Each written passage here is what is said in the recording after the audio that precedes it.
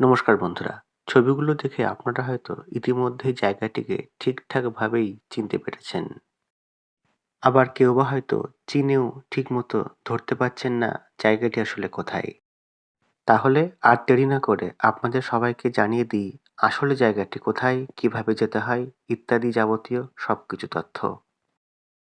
নমস্কার বন্ধুরা, আমি রণদীপ। আজ আমি নিয়ে এসেছি আপনাদের জন্য আমার টাকি ভ্রমণের নতুন একটি ভ্লগ। আপনারা আমার সাথে দেখতে থাকুন ভ্লগের বাকি অংশ। এই বছরের ফেব্রুয়ারি মাসের একদম শুরুতে সরস্বতী পুজোর পরদিন ভোর থাকতে থাকতে আমরা বাড়ি থেকে বেরিয়ে পড়লাম টাকির উদ্দেশ্যে। যেহেতু আমি রানাঘাট থেকে গিয়েছিলাম, সেই জন্য ভোর থাকতেই আমাকে বেরোতে হয়েছিল। সকাল 7:30 নাগাদ আমি দমদম জংশন পৌঁছে গেলাম। এখান থেকে ধরবো টাকি যাওয়ার ট্রেন। দমদম থেকে আমরা 7:55 আপ হাসনাবাদ লোকাল ধরেছিলাম।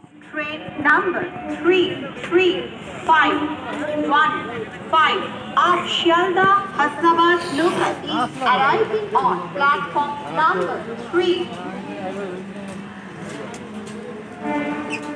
9:41-এ টাকি রোড পৌঁছানোর কথা হলেও ট্রেনটি একটু লেট করাতে 9:50 বেজে যায়।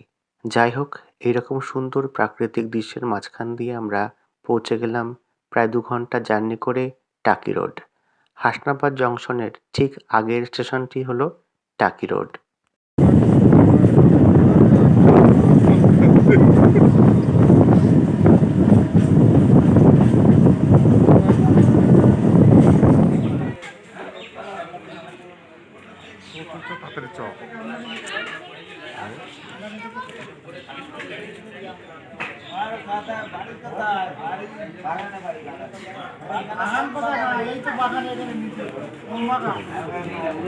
ট্রেনটি বেরিয়ে যাবার পর প্ল্যাটফর্ম থেকে চারিপাশটা একটু দেখে নিলাম। তারপর আমরা প্ল্যাটফর্ম থেকে বাইরে বেরিয়ে এলাম টোটো স্ট্যান্ডে। টাকি রোড প্ল্যাটফর্মের বাইরে বেরোলেই পাওয়া যাবে টোটো স্ট্যান্ড। সেখানেই এইরকম সুন্দরভাবে লিস্ট করা আছে কোন কোন স্পট আপনারা দেখতে চান। তার জন্য আবার আলাদা আলাদা ভাড়ার ব্যবস্থা আছে। সুতরাং খুব ভালোভাবে এখান থেকে স্পট চুজ করার পর এই টোটো স্ট্যান্ড থেকেই টোটো ভাড়া করে আপনাকে বেরোতে হবে। টাকিতে গিয়ে আমরা কোন কোন স্পট দেখব তা আমাদের আগের থেকে মোটামুটিভাবে ঠিক করা ছিল এবং সেই মতো পরিকল্পনা মাফিক আমরা প্ল্যাটফর্মের টোটো স্ট্যান্ড থেকেই টোটোদেরকে বলে বুক করে নিয়েছিলাম। প্রথমে ঠিকমতো করে স্পট এবং টাকার অঙ্ক বুঝে না নিলে পরবর্তীকালে ঘুরতে গিয়ে সমস্যা হতে পারে।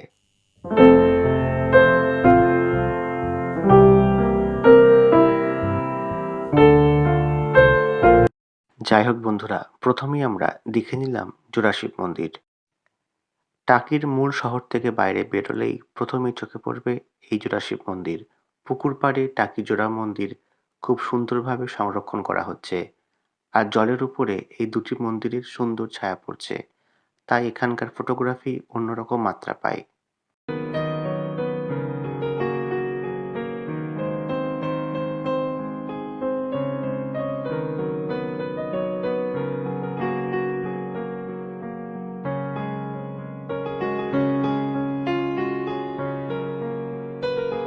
শিব মন্দিরের পাশ দিয়ে আমরা টোটোতে চেপে এগিয়ে চললাম ইছামতির পাড়ের দিকে। তখন সকাল 10:30টার মতো বাজে, অথচ ইছামতির উপর কুয়াশা পুরোপুরি কাটেনি। তাই দিগন্ত জোড়া কেবল সাদা রঙের কুয়াশা, আর কুয়াশার নিচে রয়েছে ইছামতির শান্ত জল। মাঝে জেগে রয়েছে দু একটি নদীর চর। টাকি শহর ইছামতির তীরে অবস্থিত, আর টাকির কাছাকাছি হলো ইছামতির মোহনা।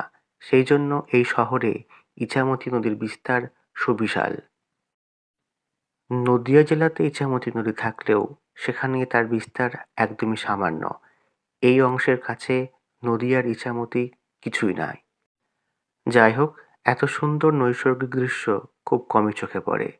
নদীর বুকে দু একটা নৌকা ভেসে যাচ্ছে। নৌকার ছই অর্থাৎ ছাউনিতে ভারতীয় জাতীয় পতাকা চিহ্নিত করছে নৌকাটি ভারতবর্ষের অন্তর্গত।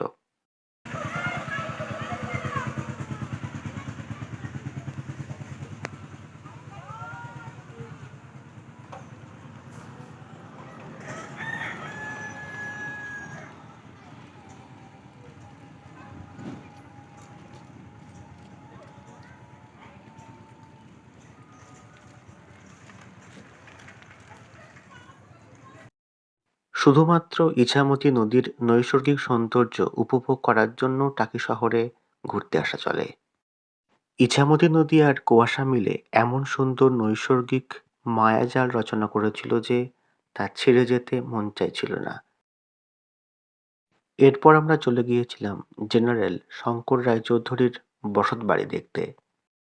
এবার তাহলে আপনারা আমার মোবাইলের মাধ্যমে দেখে নিন জেনারেল শঙ্কর রায়চৌধুরীর বসতবাড়ি।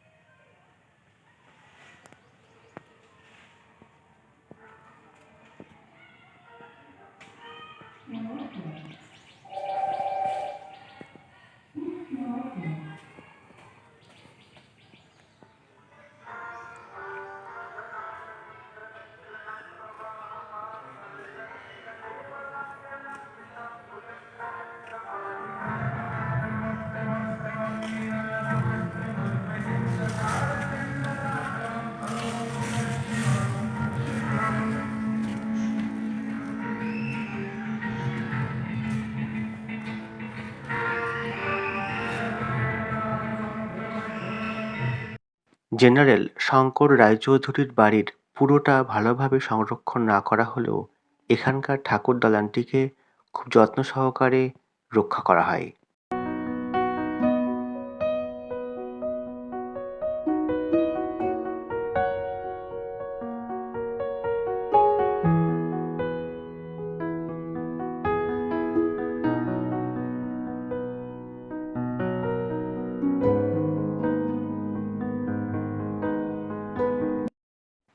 রায়চৌধুরী বাড়ির পিছন দিকে অনাদর অবহেলায় পড়ে থাকা এই বাড়িতেই নাকি শোনা গেল অপর্ণা সেনের বিখ্যাত সিনেমা গয়নার বাক্সর শুটিং হয়েছিল, কিন্তু বর্তমানে তা অযত্নে পরিত্যক্ত অবস্থায়। এরপর আমরা চলে গিয়েছিলাম আরেকটি বিখ্যাত বাড়িতে, যে বাড়িটি সিনেমার শুটিংয়ের জন্য বিখ্যাত হয়ে রয়েছে। আগে হ্যাঁ, সেটি আর কোথাও নয়, কৌশিক গাঙ্গুলি সিনেমার বিসর্জনের শুটিং স্পট। এই বাড়িটিও আমরা দেখে নিলাম। সিনেমার দৌলতে বর্তমানে জায়গাটি এবং বাড়িটি একটি বিখ্যাত স্পট হয়ে গেছে। কৌশিক গাঙ্গুলির সিনেমা বিসর্জন এখানেই শুটিং হয়েছিল, আর তার থেকেই বাড়িটি বিসর্জনের শুটিং স্পট নামে জনপ্রিয়তা পেয়ে যায়। পরবর্তীকালে সিনেমাটি জাতীয় পুরস্কারও পায় এবং স্থানটির গুরুত্ব আরও বেড়ে যায়। যাই হোক, এই বাড়িতেই কলকাতা এবং বাংলাদেশের বিখ্যাত অভিনেতা অভিনেত্রীরা এসে অভিনয় করে গেছেন। গাছগাছালি পুকুর ভরা এই ছোট্ট বাড়িটি একটি সিনেমার দৌলতে জনপ্রিয়তা পেলেও বর্তমানে সেখানে কিন্তু সিনেমার শুটিং হচ্ছে না, সেখানে এখন চাষ করা হচ্ছে মৌমাছি। এই বাড়িতে বর্তমানে মৌমাছি চাষ অর্থাৎ মৌমাছি প্রতিপালন করা হচ্ছে। বিভিন্ন রকমের ফুল থেকে মৌমাছিদের মধু এখানে সংগ্রহ করা হয়। এ ব্যাপারে আমরা জেনে নেব বর্তমানে যিনি এই বাড়িতে মধু সংগ্রহ করছেন সরাসরি তার মুখ থেকে। আমরা যেটা বিসর্জন বাড়িতে লকডাউন থেকে মধু বিক্রি করছি, এটা হচ্ছে আপনার সর্ষে ফুলের মধু, যারা গুগলে সার্চ করতে পারেন মাস্টার্ড হানি বলে। তো এটা কাল আমরা ভেঙেছিলাম, গতকাল। এখনও তরল আছে, কিন্তু মাস্টার্ড হানি ঠান্ডার সময় ওর বৈশিষ্ট্য হলো জমা বা জমবে। মধুর তো কোনো ক্রিয়া নষ্ট হয় না, এর বৈশিষ্ট্য এটাই, আপনারা গুগলে দেখতে পারেন। এই সেই মাস্টার্ড হানি যেটা সরিষা ফুলের, ওই মাঠে এখন সর্ষে। তো আজকে হলো ফেব্রুয়ারি 3 তারিখ, আজকে আমাদের এখানকার মধু কাটা লাস্ট, প্রায় 1 মাস ধরে চললো। নেক্সট আমরা বারুইপুরে চলে যাব ফাল্গুন মাসের 10 তারিখের দিকে, লিচু অথবা আশফলের মতো নিতে। এক একটা সিজনে এদের এক এক জায়গায় নিয়ে যেতে হয়। তো এটা হলো ইউক্যালিপটাস ফুলের, এটা ইউক্যালিপটাস, এটা লাল হয়, মোটা হয়, এর স্বাদও আলাদা, ওর স্বাদও আলাদা। লিচু আমাদের স্টক শেষ, আমরা বারুইপুরে ঢুকবো, ওখানে যে আঁশফল আর লিচুর মধু কালেকশন করব, তারপর থেকে লিচু আবার পাবে আমাদের কাছ থেকে যারা নেয়।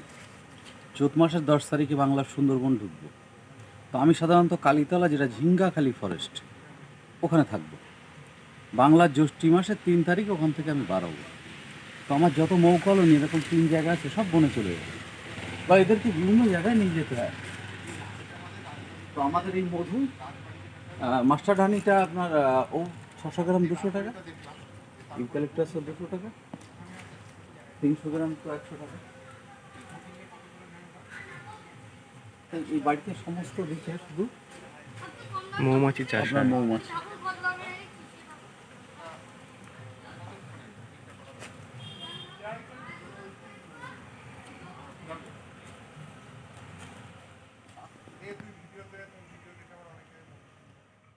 বিসর্জনের শুটিং স্পট থেকে আমরা চলে গিয়েছিলাম টাকি রাজবাড়িতে। টাকি রাজবাড়ির বর্তমানে শুধুমাত্র ঠাকুর দালানের কিছুটা অংশই চোখে পড়ে, বাকিটা কালের গর্ভে বিলীন হয়ে গেছে।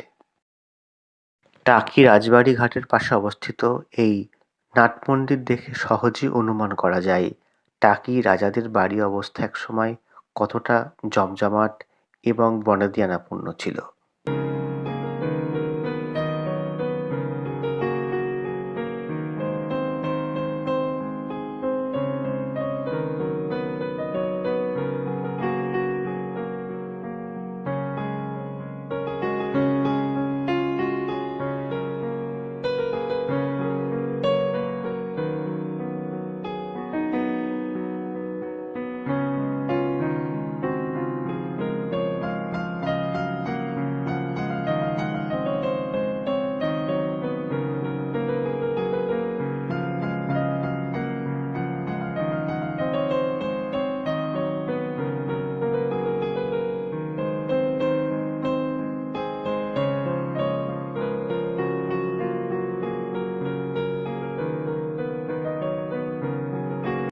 টাকি রাজবাড়ির পর আমরা দেখে নিয়েছিলাম শ্রী শ্রী পটেশ্বরী মায়ের মন্দির।